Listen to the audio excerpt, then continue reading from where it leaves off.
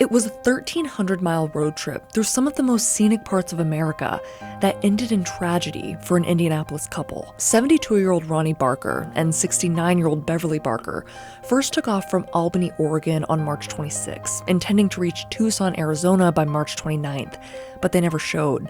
Their daughters tried to tell police something was wrong, but a silver alert wasn't issued. Nevada has a stipulation that missing people have to be residents of the state for an alert to go out.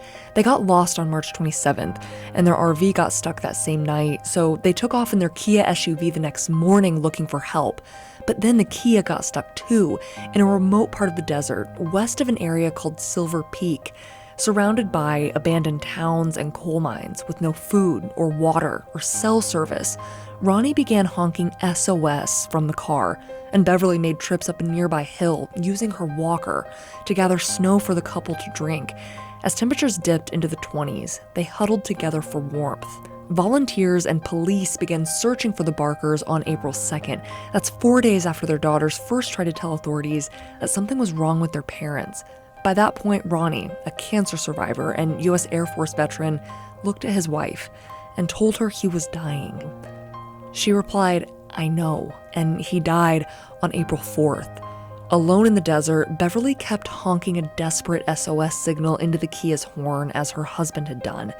The day after Ronnie died, the Barkers' RV was found stuck in the mud on a mountain west of Silver Peak. Authorities looked for their SUV and heard Beverly's signal for help. Beverly was airlifted to an area hospital in Reno on Tuesday night and was released by Wednesday.